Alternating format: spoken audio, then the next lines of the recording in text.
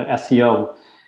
It's the long game, and you can't just spin up a site and expect to get, on Monday and then expect to get all this traffic and conversions on Wednesday. It just doesn't work that way. So it's kind of like life, where you have to kind of put in the work and stay consistent with it.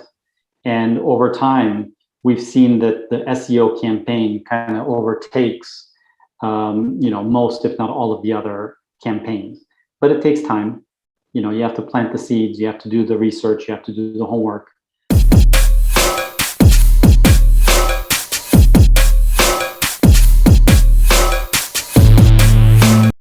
Hello, Profit First entrepreneurs and thought leaders. I am so excited today because we have a special guest. His name is Eric Seropian. So that is a very unique name. We're going to have to ask him where that name comes from. But a little bit about Eric is Eric has a long history of promoting small businesses online. Yes, online, getting you to the top of the search engine. Eric is a SEO and SEM expert, and he's the founder of a company called thisismysouthbay.com. So Eric's expertise is unique in that he specializes in both international as well as hyper-local SEO, helping founders, entrepreneurs, business leaders, and small business owners really make sense of their searchability and marketability online on the web. So please join me in welcoming Eric Seropian to our platform. Hey, Eric, how are you? Thank you. I'm well. I'm excited to be on your show. So tell me a little about this last name. Where are you from? I get that a lot. It's Seropian. My ancestry is Armenian. I was born in Turkey, living in America, married to a Mexican. Oh, wow. So you've got quite an international background then. I do. That is awesome. So you are in the SEO world. I always like to ask, tell me a little bit about that story. How did you get into this? How did you find it? Because really this SEO, it really took a boom probably in the last maybe 10, 15 years. So tell me about how you got into this market. Sure. Well, I was a small business owner. And as the economy slowed down during the Great Recession, I needed to figure out a different way to market my business. And so as I started to, figure out this thing called marketing, I stumbled across digital marketing and especially this niche called search engine optimization. And so I really took to it. I felt like I really understood what Google was looking for and what upset Google and what made Google happy and gave us ranking. And so while I was working on my business, I started to take on some friends and family and do their campaigns for them for free. And at some point I thought, okay, let me start charging on the side to do some consulting. And then I realized I can monetize this. And so I left that business and I opened up my agency called This Is My South Bay. It's there's a part of Los Angeles that's the South Bay area. There's about 25 million people that live in LA. This South Bay area is about 1 million of that. A lot of it is like a beach coastal area. We're on the south part of the big bay in Los Angeles. Across the bay on the north side of the bay is, the touristy areas like Santa Monica, Malibu, Venice Beach, and places like that. So I got into doing hyper local. Like if you have let's say you're a law firm or you're an accountant or a restaurant, a real estate agent, you're not really looking to get clients from other states or other countries. So you're dealing with, within a driving distance. And so that kind of marketing campaign is different than if you're selling a product nationwide, worldwide. And so we use This Is My South Bay, almost like a case study on how to do local SEO campaigns. Love it. That is really interesting. Now, first of all, let's go ahead and just explain to our listeners and also our viewers what exactly is search engine optimization, right? Because, there are many different ways of advertising and marketing on the web, right? There's Google, there's Facebook ads, there Instagram ads, so many different ways of advertising.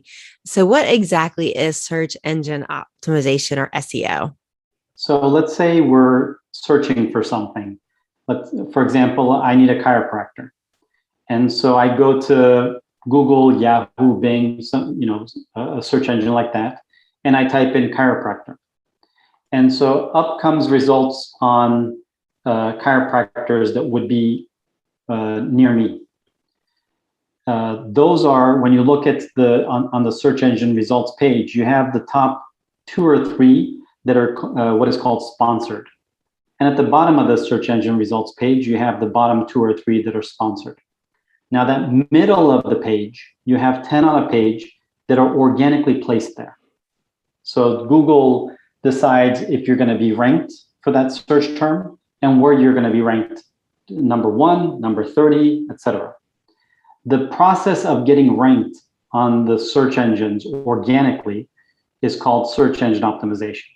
Yeah, that's really interesting. And it's interesting because I always tell people, especially entrepreneurs that are starting up or really wanting to get into the marketing space, that they're inbound leads and they're outbound sales, right? And the inbound ones are the ones that you want, right? Because those are your buyers, right? Those are your people that are ready to buy. You don't have to convince the converted that they need your product or services. They're already looking for you. So these are the ones that you want. And so you want to get ahead and be in front of them when they're ready to pull out their credit cards and buy, right? So definitely this is all about attracting inbound leads, which are much easier to close and they're ready. And then, obviously it's going to be a shorter sales cycle with that. Now it's interesting because, we've heard of this word search engine marketing, right? Search engine optimization. What is the difference between the two and what is that? Well, we just talked about what search engine optimization is, where we're optimizing to get the free traffic coming in from Google.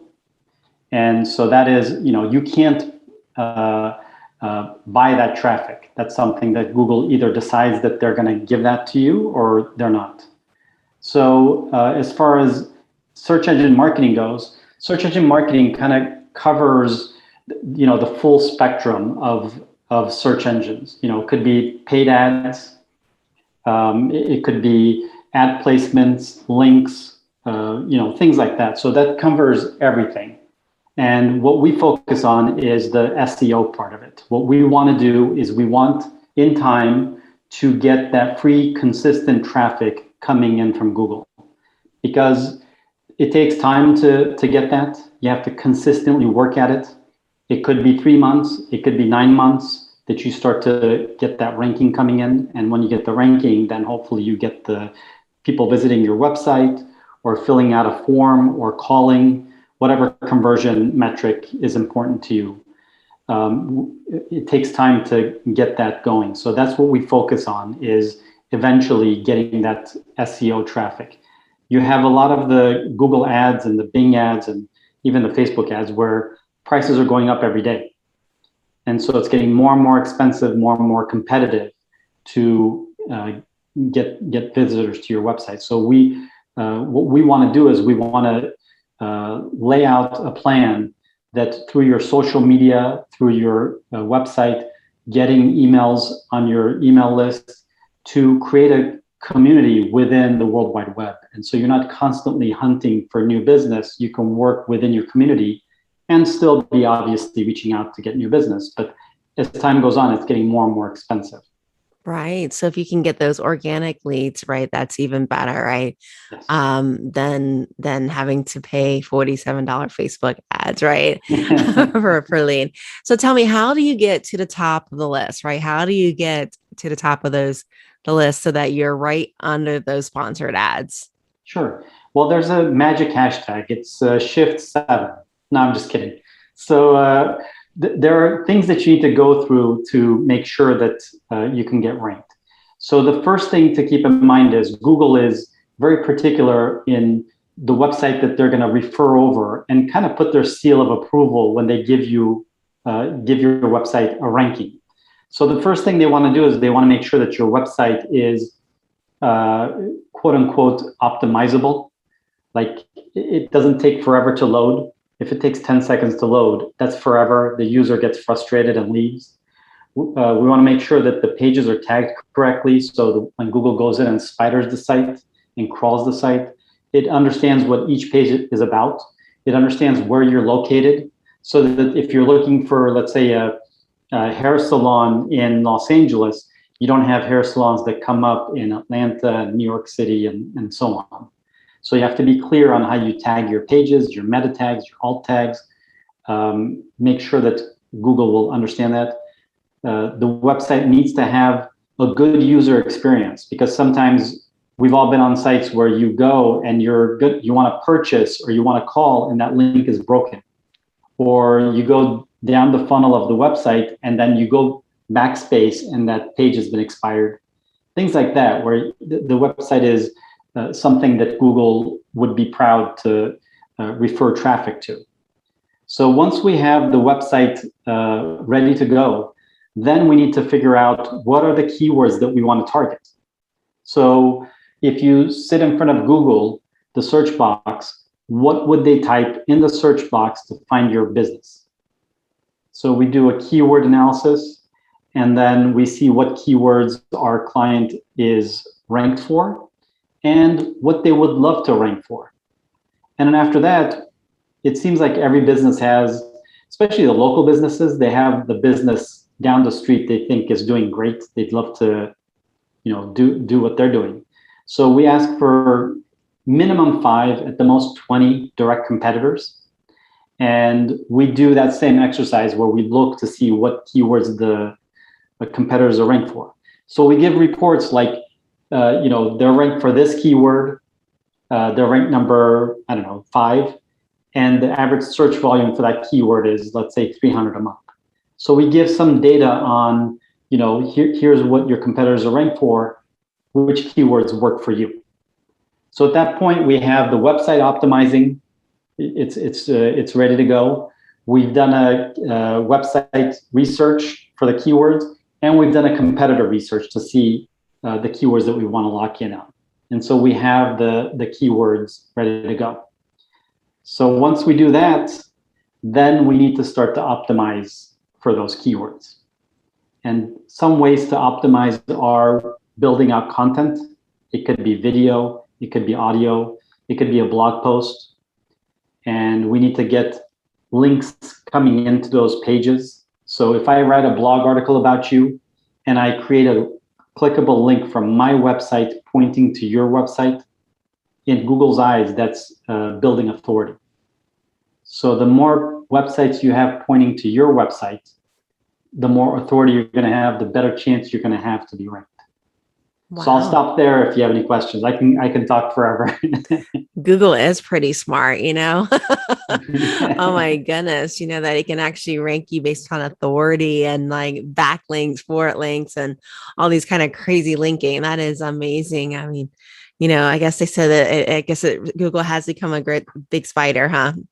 Yeah. And not all links are created equal. Like if you had it gives it a domain authority score from 0 to 100. If you had a link coming in from, let's say, domain authority ranking 2, and you had a link coming in from NASA, it's going to be a whole different, power of link. So sometimes marketers get wrapped up in, hey, I got you 10 links this month or 50 links this month, as opposed to getting the quality of the links. Oh, yeah. Are very important. So you guys better start writing some articles, right, for Entrepreneur in order to get some backlinks to your site. Then that is really neat with that. One of the things that I always get a question is, and I'm going to butcher this word, all right, I'm going to butcher it, but there's always talk about this, and Eric, you can correct me on this, logarithm, changes in the logarithm that's happy. Tell me about what that means and what changes you're seeing in this day that's affecting our ability to rank higher. Sure. I think you're talking about algorithm. There you go. So you have it as a silent A. So the algorithm changes as search engines, they're again wanting to deliver the best possible user experience. So a lot of times as websites change and tech changes so quickly in general, that sometimes, for example, mobile. Right now, mobile is what Google looks at in order to decide if they're going to rank you or not. They don't look at your desktop first, because the majority of the searches coming in are from mobile. And so your website has to be mobile friendly, which it wasn't as much of a concern, 10 years ago, or even, 6, 7 years ago. And so the algorithm changes because of, certain things happening. And so as time goes on, it's Google is and the search engines are tightening up, their what they're looking for in order to rank you. Back in the day, there was something that when you're doing link building, like I would write you a article on my website and give you a clickable link from my website to yours, and you would do the same in exchange. So it was like a link exchange, and it was fine. And all the marketers started doing that, where they're exchanging links. And at some point, Google said, no, it should be a one-way link, not an exchange. And so it penalized those sites that had link exchange. So, and that's a change in the algorithm, like what Google is looking for, what Google values, and what Google thinks is not as important anymore. That is amazing. So tell me, in this SEO work, do you also do Google Ads, or what are your thoughts about Google Ads and SEO? I think that it's good to do some Google Ads. Absolutely, it's more immediate. You're running a campaign. It's kind of like a running faucet. The minute you stop running the ads, the traffic's going to stop. So it's good to see what Google thinks of your website. So the secret sauce to Google is that many search engines have come and gone before Google. And the thing with Google is that they are very user-centric. They want to make sure that the user is happy first, and they figure the advertisers will follow. And it's worked out perfectly for them. So when you run Google Ads, there's something called an ad score.